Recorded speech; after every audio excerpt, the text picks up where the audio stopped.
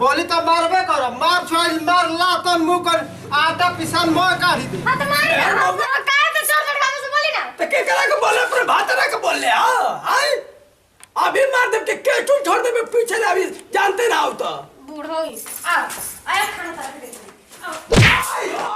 ये तो कबर बाबू के मार ये दादा आई हो दादा मार के हमर पीछे वाला लाल को दे बाप रे बाप इधर आवे दी इधर ना हमके बता देनी ना सुबह सुबह उठी सोटी लेके चल देनी घूमे ना खेत पे काम बना कमा दे हम एक बार इधर आवे दी रुंगट फिर का मुंह बानी ना हम उधर चल गनी नु काजी ओने का पता है नहीं है अरे बैठे तो पहले का हो गइल बा अच्छा रो जी में कोनो काम नहीं के कुर्सी पे बैठी हो या और अरे कहता ना हम काम को कहवत नहीं सीधी में हमको ठुआइल बा हां कौन काम को कहनी है कौन काम को कोई नहीं मुझे है बताइए हमरो के मु जानी ओई देखो ये दादा कहता रा हम काम को के आ जा ओई देखत रहो ओई अरे बाप रे बाप कहे के बा काम करती त घर में पैसा रुपया ना रही परेशान हो गल बनी मेहरानू सावत है बड़ा बूढ़ा नु ओ करे बड़ा मुड़ी थुरा बूढ़ावे के बूढ़ावा के का होता नहीं बूढ़ा तो खुदे बिगड़ गल बारे वो उनकर जीवन काम ने घूमत नहीं गई रहली और ओरा उहे बाप रे बाप बहुत दहेज लेवे खातिर मुंह हाथ पसरले नहीं जे काम के इतना दहेज दहेज दियाई तब कोनो चीज के इज्जत नहीं खावा कावन जी के दहेज दियाई हो का ले हमारा का दिले बा बूढ़ावा तो बूढ़ावा से पूछो कि का दियाई हमर बाबू के मत बोला तू हमारे से बात कर बाप रे बाप लेना ना देना आ हेतने बोले के हे तेरे कहां हमरा के काम लेगो पाटा हमरा के मिलल बा बाप रे बाप दहेज मिलल सिकड़ी मिलल एगो ठेला मिलल फिर भी ठेला आ ये दादा ये कहू कौनो चीज ना मिलल ना सिकड़ी मिलल ना ठेला मिलल ना कुछ घर में आया इथी बाई में के घड़ी मिलल बे कहू तोर से तो बियाह के कहू पछता तो अच्छा रौरा पछता तनी के हम पछता हम पछता तनी हमार जिंदगी खराब हो गई बिना खइले पियले है तो तोरा चिंता में घूमत नहीं हमरा चिंता मत घूमे और काहे के घर से निकाल के घूमे वाला इंसान हनी न घर कमाए जाए के बा न कुछ करे के बटे तो बिना काम धंधा के तो टहरल फिरी पिलेलू आई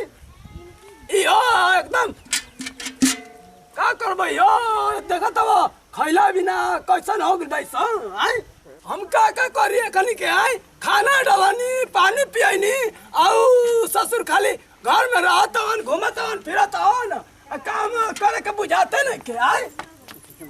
हम का करी आई बताओ तो हम परेशान हो गइल ई ससुर हाथ के धइला आवस आई बुझाता खाई खाई हक देता सा हमारे खाली उठाए के पड़ता आई हाँ का करी बताओ ता अब एगो आइल भी आया हुआ खाली सबके शिकार में तो बाहर आती है मुआ दल ससुर मेजिया पे धा दल गोड़ गोड़ मर जाई हम अब रहे दी बूढ़ावा तो निन्नु तो बताओ तनी आवत बुढ़ाऊ के आवत हो और डरा में अभी तक न भरल ना चाउर न धराई तो हमार आवत तो वो हमारे के बोलत हो तो हमार में बुद्धि कितना भरा ताल भर तो भरबू ना हाँ ला हम देखते हैं ला तू हमारे के बोला लियाल बड़ा है करे के सुगर तू ही राखो रोला जाके तो दिखा बोल नहीं हमरा की ससुर हैं हम रखी तो लियाल बड़ा कुछ कर दिया डगम धराई बा न चाउर धराई बा अच्छा ये बताइए बाबूजी हम अभी का सीटी मलावत नहीं कापत नहीं ना हमारा कपार पर तेल धरतिया ना हमार गोड़ हाथ जाततिया अरे ससुर हम ही खराब हो गनी शादी करवा दी तो हम ही खराब हो गनी ना अजी हमार माई में वो दहेज नहीं खेते ले का ऑटो जो 10 भरे खातिर ड्राम है ताई बाऊ खाली सुता खाती ना तो सुती ना रोड को इनकी नौकर लगा दे मेरे कि हां 2 टाइम रोज हमरा के तेल तोरी बाहरी लावला मर्द तो पानी दिहल जाला तोरी रोरा ना सेवा कर समझावे ना ससुर आई तारा ना समझावे कहो हम तो खेते में धारी रहतन खेते में धारी साल अभी खाई नहीं भज के गोबर चला के पानी पिए के ना अभी का खेत पला होतन चला ही लड़तिया लड़तिया बाप हो बाप घर में शादी हो गई और जिंदगी बराबर हाँ बराबर हो गई ना हम जातन तू ही राखो कहाँ जी बा ससुर कहाँ जी बा सब भैया करावले बिया हम क्या कहती करावे जी करावले देखी तू घर में झंझट होता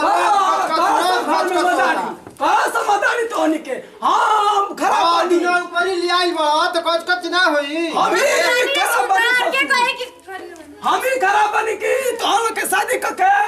घर में लिया आदमी खाली पहले रहता है और तो अपना कहीं यहाँ न लगावती हो घर महिला पर खा के देती है ना पानी देती है हमरा के कौन कहीं की बना बना मर देती है तू हमरा जाने नहीं कैसे उठा लिए वो बाबूजी का कनिया के खाना ना बना के दीना हां और अभी परोसलाई बढ़ाई का देता हां तो का झंझट होते हो सवेरे सवेरे मारो मुंह हवा में 4 थप्पड़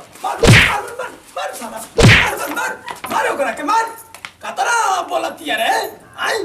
बोली तो मारबे करो मार छोड़ मार ला तन मुंह कर आटा पिसान मोय काढ़ी दे हां तो मार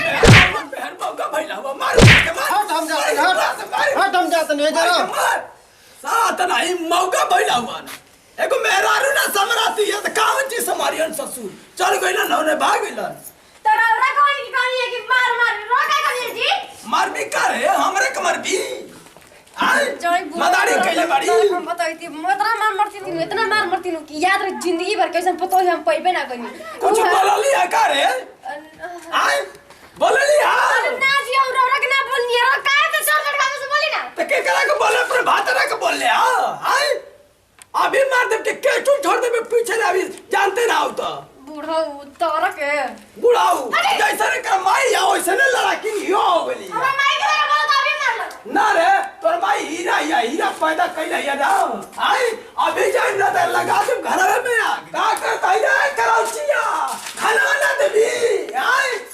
खाना ना देबी करौचिया आई बुढ़ारी में से खियावत आवे के चुट झड़वा देले आई आया खाना तरफ दे ये तो बाबर बाबू के मार ये दादा आई हो दादा